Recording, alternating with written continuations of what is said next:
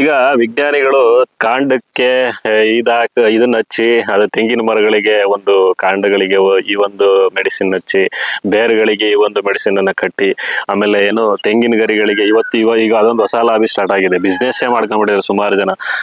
ಗರಿಗಳಿಗೆ ಔಷಧಿಯನ್ನ ಹೊಡಿರಿ, ಆಮೇಲೆ ಬೇರನ್ನ ಇದು ಮಾಡ್ಬಿಟ್ಟು ಈ ಒಂದು ಔಷಧಿಯನ್ನ ಕಟ್ಟಿ. ನನ್ನ ಒಂದು ಪ್ರಶ್ನೆ ಇಷ್ಟೇನೆ, ಸಿಂಪಲ್ ಆಗಿ ಮನುಷ್ಯ ಮತ್ತು ಅಂದ್ರೆ ಪ್ರಾಣಿಗಳಿಗೂ ಈ ಒಂದು ಸಕಲ ಜೀವರಾಶಿಗಳನ್ನ ನಾವು ಒಕ್ಕೂಟವಾಗಿ ನಾವು ಮಾತನಾಡೋದಾದ್ರೆ, ಯಾವುದೇ ಒಬ್ಬ ವ್ಯಕ್ತಿ ಸದೃಢವಾಗಿ ಇದ್ದಾಗ, ಅಂದ್ರೆ ಅವನ ಆರೋಗ್ಯ ಸ್ಥಿರವಾಗಿದ್ದಾಗ ಅವನಿಗೆ ಯಾವ ರೀತಿಯಾದಂತ ಆಹಾರವನ್ನು ಕೊಡಬೇಕು, ಯಾವ ರೀತಿಯಾದಂತ ಜೀವನ ಪ್ರಕ್ರಿಯೆ ನಡೀತದೆ, ಅವನು ಆ ಒಂದು ರೀತಿಯಲ್ಲಿ ಬದುಕ್ತಾನೆ.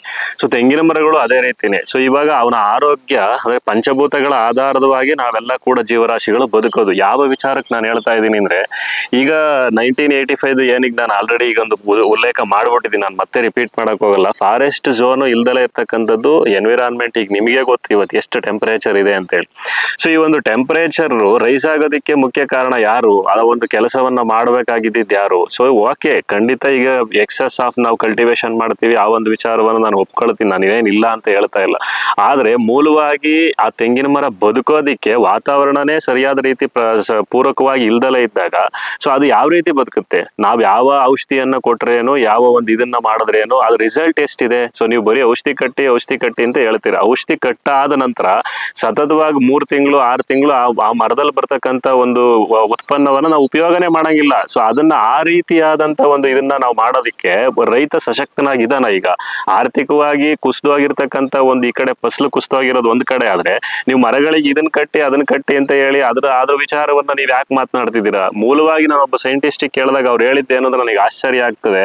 ಸೊ ಈ ಒಂದು ಟೆಂಪರೇಚರ್ ಡಿಫಾಲ್ಟ್ ಆಗಿರೋದು ಮತ್ತೆ ಎನ್ವಿರಾನ್ಮೆಂಟ್ ಇದಾಗಿರ್ತಕ್ಕಂಥ ಒಂದು ಕೆಲಸಗಳಿಗೆ ನೀವು ಯಾಕೆ ಪತ್ರ ಬರೆಯಲ್ಲ ಅಂದಿದ್ದಕ್ಕೆ ಅವ್ರು ಏನಿದೆ ಗೊತ್ತಾ? ಏನ್ ಹೇಳಿದ್ರು ಗೊತ್ತಾ? ಫಾರೆಸ್ಟ್ ಡಿಪಾರ್ಟ್ಮೆಂಟ್ ಕೆಲಸ ಕಂಡ್ರಿ, ಅದ್ ನಂದಲ್ಲ ಕೆಲಸ, ನಿಂದಲ್ಲ ಕೆಲಸ ಅಂತಂದ್ಮೇಲೆ ಸೊ ನೀನ್ ಯಾಕಪ್ಪ ನೀನ್ ಕೆಲಸ ಮಾಡ್ತಿದೀಯಾ? ಬಿಟ್ಟು ಹೋಗು ಮನೆಗೆ. ಸೊ ಇಲ್ಲಿ ಮೂಲವಾದಂತ ವಾತಾವರಣನೇ ಸೃಷ್ಟಿ ಆಗ್ಲಿಲ್ಲ ಅಂದ್ರೆ ತೆಂಗು ಬೆಳೆಯೋದಿಕ್ಕೆ ಇನ್ನೆಲ್ರಿ ಆಗುತ್ತೆ? ಸೊ ಎಲ್ಲಾ ಅಂಶಗಳನ್ನ ಇಟ್ಟು ಮಾತಾಡ್ಬೇಕು. ಕೇವಲ ಒಂದು ಯಾವ್ದೋ ಕಂಪ್ನಿ ಗೊಬ್ಬರದ ಅಂಗಡಿನೋ ಇನ್ನೊಂದು ಪೆಸ್ಟಿಸೈಡ್ಸ್ ನ ಉದ್ಧಾರ ಮಾಡ್ತಕ್ಕಂಥ ಕೆಲಸ ಅಲ್ಲ. ರೈತರು ನಾವುಗಳು ಎಚ್ಚೆತ್ಕೊಳ್ಬೇಕು, ವಿದ್ಯಾವಂತರಾಗಬೇಕು ಅಂತಕ್ಕಂಥ ಉದ್ದೇಶ ಈ ಒಂದು ವಿಡಿಯೋದು. ನೀವು ನೈಸರ್ಗಿಕವಾಗಿ ಏನೇನನ್ನ ಮಾಡ್ಬೋದು ಆ ವಿಚಾರಗಳನ್ನ ನಾನು ಈ ಒಂದು ನೆಕ್ಸ್ಟ್ ವಿಡಿಯೋದಲ್ಲಿ ತಿಳಿಸ್ತೀನಿ. ನಮಸ್ಕಾರ.